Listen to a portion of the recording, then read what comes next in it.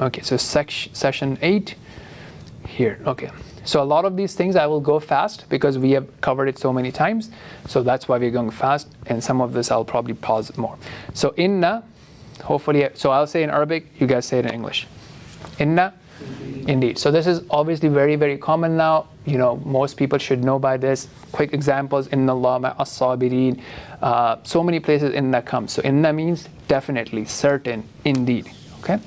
Now, if you look at lil muttaqin, so whenever you're looking at or trying to understand Arabic, you have two options or two main things. One is to break things apart, right? So that you're not looking at one piece, you're breaking the word apart, you're seeing the attachments, the prefixes, the suffixes, and all that. So you're able to break things apart and you're able to better understand. And then you will be left with the middle part of it, and then you have to connect it with something that you probably already know. So everything has what we call root letters, so the origins or the original letters, and you may know of some other words that are similar to it, and that's what will help you to connect the meaning. So here we are using corpus.quran.com. That's also mentioned in the video description. We also have an app that has the same thing. So the apps or the corpus that's helping you break it up. So they will do that with colors and with these denotions, so on and so forth. So here, for example, you see the lam, kasra, is in red and it says P. What is P is saying? It's a preposition of lam. Okay, and this means lam of purpose. So this li means for. Okay, for. So Rahil, it's the same li that we were talking about in liyabluwakum. Right, so that he may test you. And then the other example we saw with that was fi sabilillah, right, for Allah, in the path for Allah or path of Allah. So li is for. Okay, so Allah is saying inna, indeed, definitely, li, for, and then what do you have? Al-muttaqin. So that's one thing you need to recognize from the pattern. Li is for, and then you're left with al-muttaqin. So another thing that you can recognize here is ya noon is for plural. Okay, so ya noon, waw noon, alif ta, these are suffixes. These are things that come at the end of the word, and they are indicative of something being a plural. Okay, now you're left with just the core. So one pattern that we talked about last time and several times before as well is this pattern of something, a word will start with a meme, and then it will have some sort of quality. Okay, that's a pattern. Muslim, someone who has the quality of Islam or submission. Munafiq, someone who has the quality of nifaq. Okay, Muslim, munafiq, muttaqin, as we are seeing here. Many, many different examples like that. Well, you thought of something? Mujrim, right? Mujrimeen, mujrimun. So all these things are from transgression, from jurm, from and so on and so forth. So that's a pattern that you will now recognize. And then obviously yanun is for the plural. Okay, so now you have seen, okay, lam is for this. You have al-muttaqin, you know yanun is for plural. So what you're left with is ta and qaf. Okay, so essentially this is coming, so now this is a tricky one to identify the root letters. Is not trivial, so I'm not going to do that. But if you were to think about it, it's from taqwa. Right? So taqwa means to be God conscious. It also means to take up protection, if you want to go into a literal sense, to take a protection between you and the punishment of Allah and the punishment and the anger of Allah. How do you protect yourself from the punishment and anger of Allah? By doing, as you were saying, by doing what Allah has commanded and leaving what He has prohibited. So that's how you break it up. Inda is another very common word. It means with or near. With or near. Okay, Rabbihim. So this would be a good time to open your chart if you want to, Rahil. And I'll show it to you as well. So now you have two things here. The way you would break it is Rabb is noun and him is pronoun. So before we go into the pronoun quickly, what does Rabb means?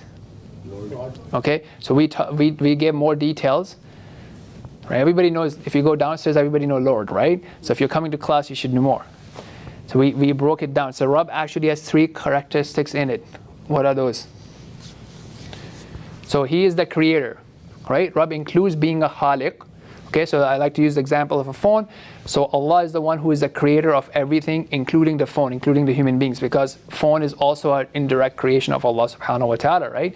The people who created phones are the creation of Allah subhanahu wa ta'ala. The raw materials that were used for the phone are a creation of Allah subhanahu wa ta'ala. The ideas that were used for the phones are a creation of Allah subhanahu wa ta'ala. So Allah is the Rabb, means that Allah is the creator. The second thing within it is that He is also the Malik. Right? So when an Apple or Google, whatever, Samsung, they create a phone, you tap your card or you buy online or PayPal, Shopify, whatever, you exchange the worldly ownership, right? They don't own the phone anymore. Okay, you own the phone, but from a foundational and fundamental perspective, Allah is the owner. He continues to be the owner, including He's the owner of our hands that is holding the phone, right? That this is Allah subhanahu wa ta'ala's creation, and He owns that. The ideas, everything, right? So Allah is the owner. And then the third thing, as you mentioned, is He's the sustainer or manager of affairs. Okay, so He is the one that nothing can happen to His creation except by the permission of Allah subhanahu wa ta'ala. So you can try to steal it, you can try to break it, but it will only happen if Allah allows that to go through. So He has continuous control of it as well. So it's not that He created and now He doesn't own it. He created and He owns it. And you can own something, but you don't have complete control, because someone can steal it, someone can break it, it can fall down. But Allah has that complete control, that it never escapes His control. So this is a very powerful word, and that's why it's included and used in a lot of du'as as well, to realize who is Allah. So Rabbihim, their Lord. Okay, so this is, we have a pronoun chart that's included. I'm going to quickly open that up. So if you go in the previous videos, you'll see this explained, but right now, not to bore the ones who have been around, I'm going to go fast on this. We can talk about it after class. So where is hum? Here. Okay, so that means there. Okay, now here, let me actually tell you something interesting. So when it comes to pronouns, in English you have a few different classification of any pronoun.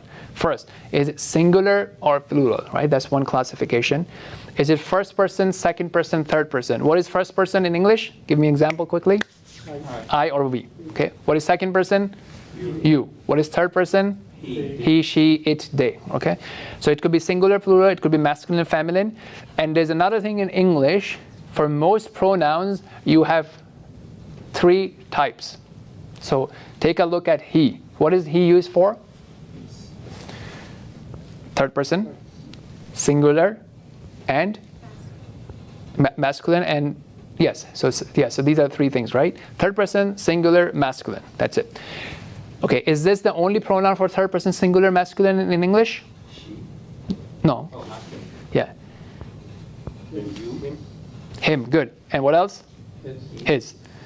Right? So you have he, him, and his, depending on the context. So if the context is straightforward doer, you would say what? He kicked the ball. Everybody agrees?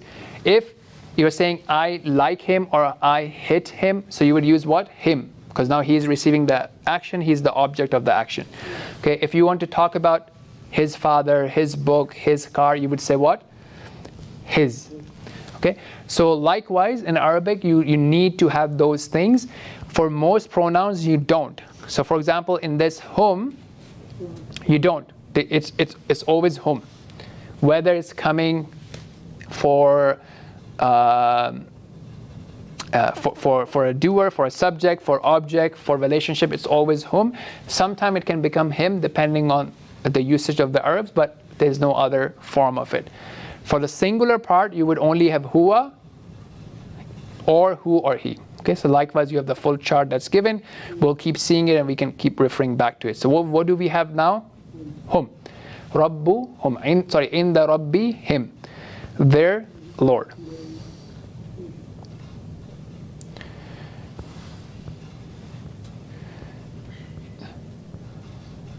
Jannat, right, garden. So here, there's one thing to break if you want. I just told you earlier. What is the sign of plural? Waw noon, ya noon, or alif noon, or alif ta. So you have this thing that's showing you that it's plural, and then what you are left with is Jannah. Okay, so in the Rabbihim Jannatin and Na'im of delight. From Ni'ma, Noon, Ayn, Mim, delight. Clear? Okay, moving on. So let's break this down. What is the Hamza for? The red Hamza? We did this, guys. Interrogation, right? It's for a question. It says that INTG for interrogation. Okay, so that's for question. Other example, common example, أَرَأَيْتَ الَّذِي يُكَذِّبُ بِالدِّينِ. Have you seen the one who denies the hereafter, day of judgment? So that's for a question. أَلَمْ تَرَ كَيْفَ فَعَلَ رَبُّكَ بِأَصْحَابِ الْفِيلِ, right? So Hamza is for question, fa, then. Okay, now what you're left with is a verb. Okay, so here, as I say, all the green is a verb. So the noon is for we. So we also have a verb chart. I'm not going to open this up right now. And then what you have left with is jim, ayn, lam is to make. أَفَنَجْعَلْ, will we treat, will we make. Al-Muslimin, easy, right? Look at that. Muslimin, muttaqeen, munafiqeen. So I told you about that pattern. Ya noon is for the plural. You're left with sin, lam, mim, Islam, submission, Muslim, the ones who submit. Same pattern. Mujrim. Okay? And this kaf is for like. Right? Similar to like. So that's something to pick. So this prefix of kaf is for like. And I think we saw that last time. Can anybody recall? Where did we saw? Kama. What was the thing? There was something, but okay, at least we saw. So this is very common. Oh yes, exactly. Yeah, that's what we were talking about, right? But we had a verb and then we related to that. Well, we had kama coming up last time. Oh, now, I think I just recall it in advance. Inna balawnahum kama balawna, right? We will test them kama like. So that was a full word kama like, and now you have ka, just a ka portion of it, which is also like. Okay, ma means what? Lakum, for you. Kaifa, how. Tahkumun, Do you judge? do you judge? So where is the you coming from? Ta. Before what did we have? Naj'al, noon. Noon for we and ta for you. Waw noon is for plural. The middle verb is hakam, hukum, judgment.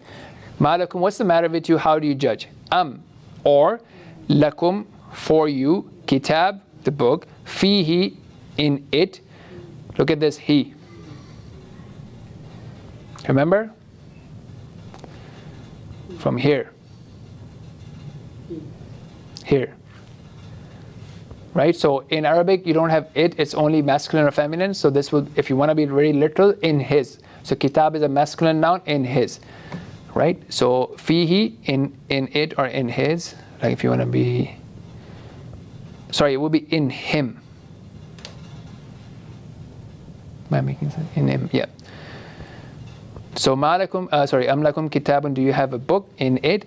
Tadrusun, wawnun for plural, ta for you. What are you left with? Dars. Dal, ra, sa. What do you think dars means? To reach, to read. Right? Tadrusun, you learn. Inna, again, indeed. Lakum, for you. Fihi, everything is same. Lama, what? Takhayyarun. Right? So this is khayara, to be chosen. Okay, so khiyar is to, actually, this is something you can think of. What? Istikhara. Same root.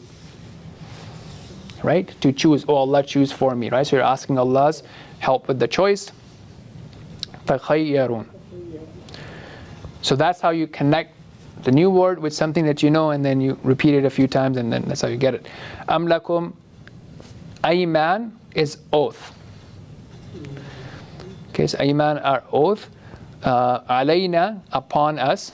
Ala, upon. Right? Allahumma salli ala Muhammad. Alayna, upon. Na, we. Alayna, upon us. Baligha, reaching. balagha, right? To reach, right? Ballighu anni walau ayah. So convey from me, make it reach from me, even if it's an ayah. So ba, lam, gha is for to reach.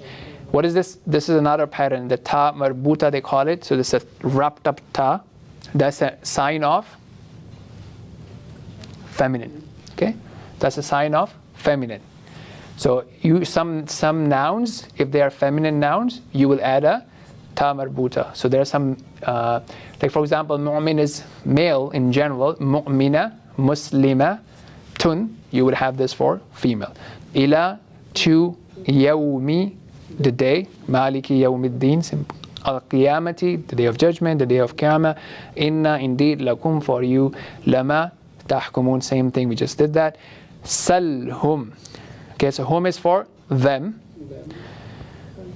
Sal, ask, from su'al, from asking. Salhum, ask them. Okay, now, so right now we are saying what? Salhum, ask. So in English, what would we say? Ask them. Okay. What are we using in Arabic? Hum. Okay. Earlier we saw what? Rabbihim, their Rabb. So in English you would say their, right? That makes sense. You don't say them Rabb, right? But for in Arabic you have the same thing as we saw in the chart, because you only have one version, which is all hum.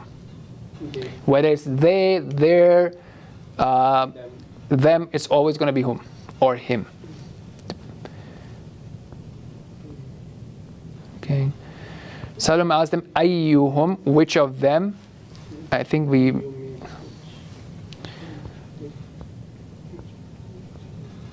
So ayyu we saw earlier in Surat al-Kahf as well. فَلْيَنْظُرْ أَيُّهَا أَزْكَى طَعَامًا. Right? Ayyuhum, which of them? بِذَلِكَ, with that.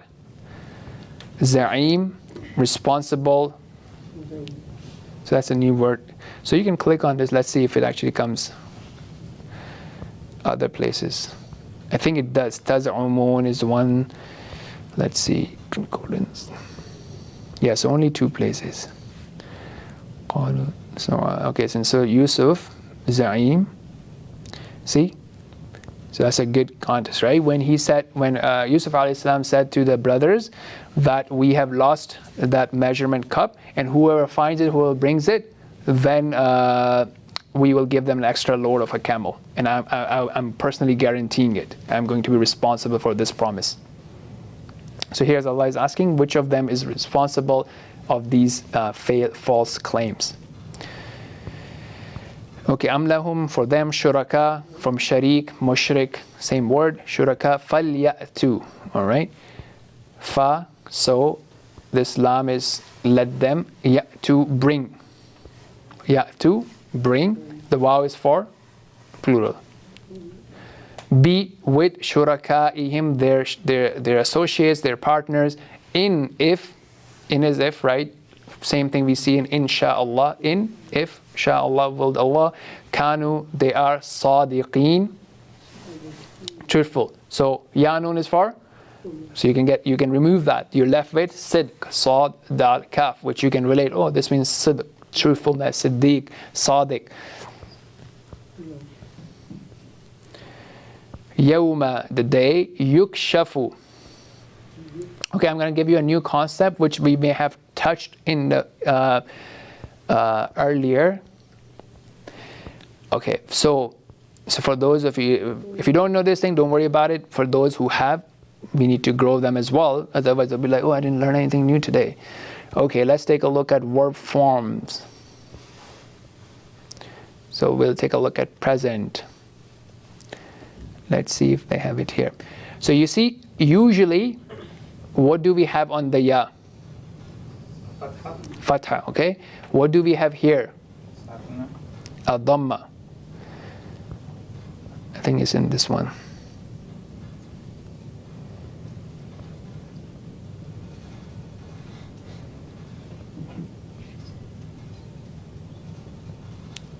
Okay, I don't know where that is.